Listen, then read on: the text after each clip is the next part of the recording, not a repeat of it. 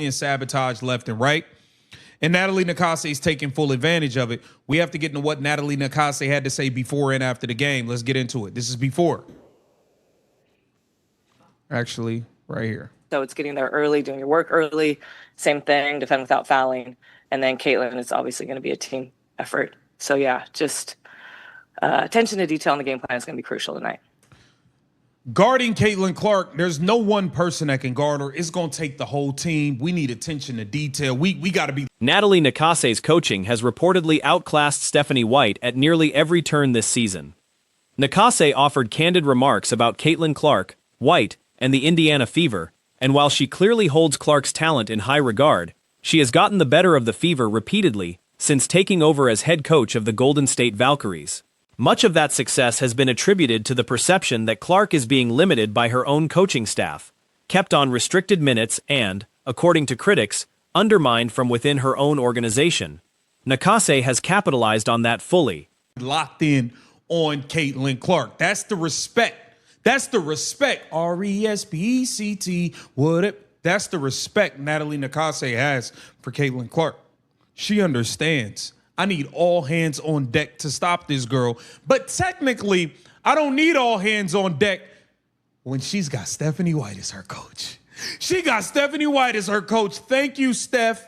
I'm going to give you a big hug after the game for only playing her 24 minutes, putting her on a minute. Before the matchup, Nakase spoke about preparation. She emphasized arriving early, putting in the work ahead of time, and defending without picking up unnecessary fouls. She noted that containing Clark would require a full team effort rather than relying on a single defender, stressing the need for sharp attention to detail and total focus throughout the game plan. That level of respect for Clark's ability was evident, needing the whole roster locked in just to slow her down. Yet, in practice, that level of coordination may not have even been necessary, given the way Clark's own coach has managed her minutes, limiting her to roughly 24 minutes a night in what's been described as a questionable restriction. Thank you, Steph. I'm going to give you a big hug after the game for only playing her 24 minutes, putting her on a minutes restriction like a dummy. Whew. Thank you. Now take a listen to Natalie Nakase explain how they ran circles around Bonehead White and the Indiana Fever. Obviously, with this road trip of 5 wins, is there something like that you can take away from each of these games as like a connecting thread? We're getting closer and closer together. Before she even gets into there was a part in the Nakase later broke down how her team pulled ahead of White's group, asked about a 5-game winning stretch on the road, and whether a common thread. Before she even gets into there was a part in the game when Natalie Nakase told a player to do a certain thing, and then they did it, and it didn't work. And Natalie Nakase called timeout, and she said, my fault. My bad. That's my bad. That's not on you, player. That's on me, the coach. We've never seen Stephanie White. We've never, ever, ever seen Stephanie White be accountable like this lady. Ever. Actually bond and become more closer, tighter knit. Because when you're on the road, you don't really have your own schedule, right? You don't have a car. Nakase went on to describe how road trips have brought the team closer, noting that without personal vehicles or individual schedules, the group ends up doing everything together. She mentioned enjoying the extra time with players and staff so much that she suggested extending a trip, only for the team to insist on heading home. She downplayed the significance of the win total itself, saying her focus remains on one game at a time, while acknowledging a real sense of the team growing tighter as a unit. Players reportedly enjoy both playing for her and playing alongside one another, a stark contrast, by comparison, to the atmosphere surrounding White's Fever squad. Tighter knit, because when you're on the road, you don't really have your own schedule, right? You don't have a car, so we do everything together. I had a ton of fun. I even said, hey, let's stay another night. They're all like, we gotta go home, coach. But no, I just enjoy spending so much time with every player, every staff member. That's what I feel like we're building. The record's a record, 8, whatever, but we're more, you know me. I'm focused on one game at a time, and what I feel is like, God, we're just getting more connected. The players enjoy playing for her, and she also gave credit to Indiana, acknowledging their roster talent and calling White a skilled coach capable of getting players aligned and finishing games well, including down the stretch when free throws mattered. She described the Fever as composed and poised in that stretch, which allowed Clark to deliver in crunch time. The players enjoy playing for her and with her. It's a completely different environment from the clown show that is Stephanie White's Indiana Fever. So yeah, we knew Indiana was going to punch back the talent that they have on the team, and Stephanie White, just respect for her. She's a talented coach. She knows how to get her players on. She did a hell of a job finishing, made her free throws at the end. Stayed really calm, cool, and collective, and they're hugging her so much, and so that's why Caitlin was able to do what Caitlin was able to do down the stretch. Yeah. Asked about a shift that occurred in the third quarter, Nakase pointed to the chemistry between Clark and a teammate in pick-and-roll situations, saying the coaching staff largely let them play off instinct. She also praised other players for maintaining spacing and crashing the boards when needed, given how much the rebounding battle mattered in that game. Caitlin was able to do what Caitlin was able to do down the stretch. Yeah. It's like, how do you feel that shift in the third quarter? Yeah, I mean, she got to her spots. Her and Ja have a great synergy in pick and roll, and so we just kind of let them play and figure out what the reads were. So just, again, credit to Ja and Caitlin building that synergy, but then also collective of Kai, Tip, LA. They did a great job maintaining space and obviously crashing when needed because we needed every rebound. And I thought, when asked about different players stepping up on any given night, Nakase highlighted a reserve player's strong showing, noting she had been inserted into the lineup and proceeded to shut down an opposing guard who had been receiving significant hype from White's coaching staff, reportedly limiting her counterpart to a rough shooting performance in the third quarter alone. Nakase was asked how so many players managed to contribute on different nights, acknowledging that many teams have talent but few can consistently share success the way her roster does. Obviously crashing when needed because we needed every rebound, and I thought they did a great job. Mentioned, so many people stepping up today. Yeah. Yeah. Caitlin Chin, she made the decision to put in Caitlin Chin. Caitlin Chin destroyed the one y'all been hyping up. Stephanie White's been hyping up. Ty Harris got smoked by Caitlin Chin in the third quarter. Gave up 11. Just ridiculous. Just coach circles around Bonehead White. Right. She suggested her players generally prioritize the team's success over individual achievement, noting that when she rotates lineups or shortens playing stints, the reaction from teammates tends to reflect more excitement for each other's plays, matchups, and stats than personal accomplishment. Asked whether this unselfish mentality was something specifically targeted during roster construction, she said it wasn't something that could be manufactured. Character and lack of selfishness are inherent traits, not things a coach can instill. She credited her front office and scouting staff for identifying players with those qualities from the start, while noting the defensive mentality and pride the players bring is something already within them, crediting their backgrounds and upbringing rather than her own coaching. Here, before we get to Caitlin Clark literally talking about the knee to the quad, the contusion, as it's called, here it is right here. And then this was, right. This is the play that she felt should have said about this last. And then right there. So, very interesting. Now, this gets slowed down. Check it out. And then right here. The broader point raised was about scouting philosophy. The Valkyries organization reportedly puts significant resources into scouting overseas talent, while the Fever's approach has been criticized as far less thorough, with one roster decision reportedly made based on a single observation at a college practice. The overall management of the Fever organization was characterized as chaotic and lacking in structure by comparison. Check it out. And then right here. It will get slowed down. It will get circled. This is the play that she felt should have said about this last. And she felt like she got a knee to the quad, right? So she crashed out right here. Here's a great freeze frame of it. What in the hell is going on with this hand to the throat area here too? Right?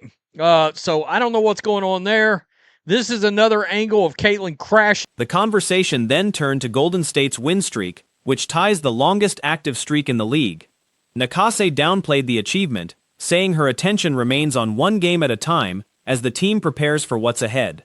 She pointed to areas needing improvement, specifically flagging a high turnover total as uncharacteristic and something that needs correcting, along with issues in spacing, handling full-court pressure, and defensive execution during the opening quarters, which she felt fell short of the game plan. The overall assessment drawn from the exchange was that this reflects the gap between strong coaching and poor coaching. Nakase's system consistently outperforming White's, despite the clear respect for Clark's individual ability. The suggestion was that Clark remains tied to an organization struggling with structural and coaching issues well beyond her control. Caitlin crashing out last night.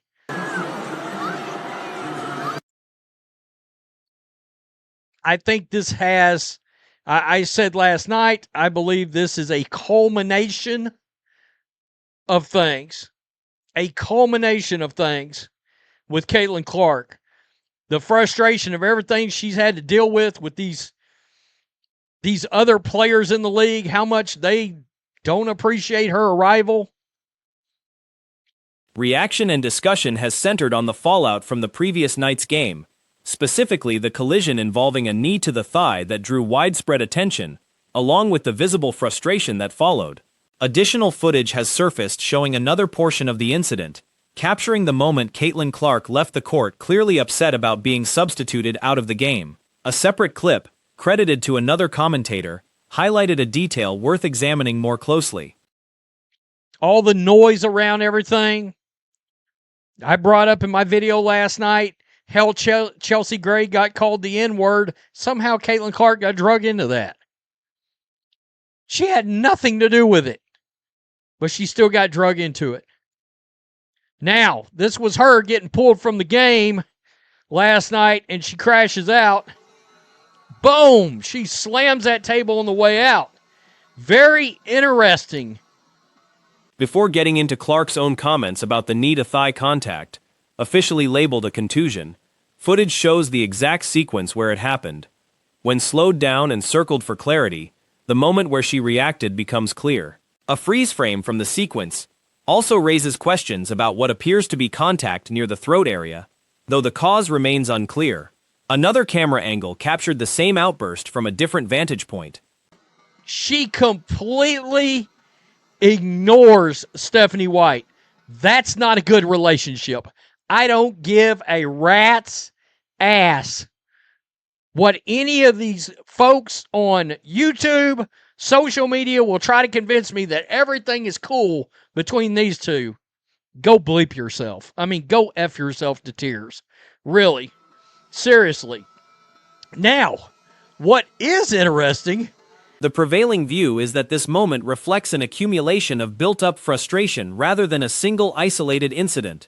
Frustration tied to how Clark has reportedly been treated by other players around the league and a perceived lack of appreciation for her presence, compounded by ongoing outside noise. A previous discussion touched on how Clark was indirectly pulled into a separate controversy involving a racial slur directed at... Seriously. Now, what is interesting... And this was pointed out. This was pointed out. She dapped up. Did you see that? She gave a little love, a little handshake right there to Austin Kelly coming off right there. Right there. That's interesting. My boy Ben Daniel, conspiracy theorist assemble. She leaves Stephanie White hanging. But notably, she appeared to walk right past head coach Stephanie White without acknowledgement. That's read as a sign of real tension between the two, regardless of anyone online insisting otherwise. What stood out further, according to another commentator's observation, was Clark exchanging a brief handshake and embrace with Austin Kelly on the way to the sideline, while completely bypassing White. Speculation followed suggesting Kelly might quietly be a Clark supporter. There's also a broader belief that this roster won't reach its full potential as long as White remains in charge, framed as a mismatch between system and personnel, an offense-first player being forced into a scheme that doesn't suit her game. She leaves Stephanie White hanging, but daps up Austin Kelly. I think Austin Kelly is secretly a Caitlin Clark fan. I believe that. I also believe that this team is never going to look the way we're hoping it's going to look as long as Stephanie White is the coach. I believe that. All right? I do not believe that's an oil and water situation. In her own post-game comments, Clark described being upset by the contact from Stokes and immediately heading to the bench afterward. She said the contact clearly should have been called given the pain involved, noting she'd now have to continue playing through a leg contusion for the remainder of the game, calling it an unacceptable no call. Asked whether officials explained the decision when she approached them, she said she felt she initiated the contact herself, adding that a defender situation from an offensive standpoint. System versus player. And Stephanie White's trying to squeeze a player into a system, and she does not fit the system. This is Caitlin last night. With Stokes that made you upset, and then you hopped into the back. Quad. Like, that hurts. Like, the ref can't miss that, and then I have to play with a contusion in my leg the rest of the game. It's ridiculous. Can't miss calls like that. Turning to fan reaction, the response has been intense. Hundreds of likes and hundreds of comments, an unusually high engagement ratio for this kind of clip. Several recurring themes emerged. Many criticized White's substitution patterns for disrupting any sense of rhythm for the team. One comment accused the coaching staff of padding another player's stats at Clark's expense. Another viewer, who said they'd followed Clark's career since her college days, remarked that this season looks worse than last, describing her as visibly worn down, discouraged, and depleted from repeated hard contact, having lost the joy she once played with, while insisting the team would struggle badly without her, regardless of what critics claim. Other comments question lineup decisions, noting the team rarely wins when both Clark and Aaliyah Boston are limited to short minutes, and asking why Boston was placed on a limited minutes plan after nearly playing a full game the night before. Whatever reasoning the medical staff or coaching staff gave was described by commenters as making little sense. Others called for Clark to be freed from the situation entirely. Attention also turned to Raven Johnson, drafted by the team, with comments questioning why she barely sees playing time, jokingly suggesting she's kept out of sight whenever it matters. The tone among commenters grew increasingly heated, with several claiming that high school-level basketball shows better execution, coaching, and officiating than what's being displayed at this level. Some argued the entire league should be embarrassed, contrasting how physical play is allowed for other teams while this particular roster gets officiated far more strictly, to the point where normal physical basketball isn't permitted. Several comments expressed frustration that Clark doesn't push back more forcefully on her own behalf, with one going as far as saying her silence enables the mistreatment to continue. Others called, sarcastically, for accountability from front office and coaching figures by name. Some urged her directly to request a trade away from what they described as a toxic situation, placing blame squarely on coaching decisions. One comparison suggested an earlier version of this roster, prior to a mid-season break, would have easily outperformed the current group under the current coaching staff. Another pointed out the apparent contradiction of Clark being under a minute restriction while still logging nearly the entire final quarter, calling the situation misleading. Overall, the mood has been described as difficult to watch, a stark contrast from where things stood in the past. The team has picked up a handful of wins that may be masking deeper structural problems, with the suggestion that having a few standout talents can carry a team through the regular season, but that postseason success looks unlikely if these issues persist. As for Clark herself, the mounting pressure on her appears increasingly visible. Questions remain about whether she has any real support system speaking up on her behalf within the organization, aside from possibly Sophie Cunningham, noting that her own representation hasn't filled that role, and suggesting she should be the one speaking up loudest of all.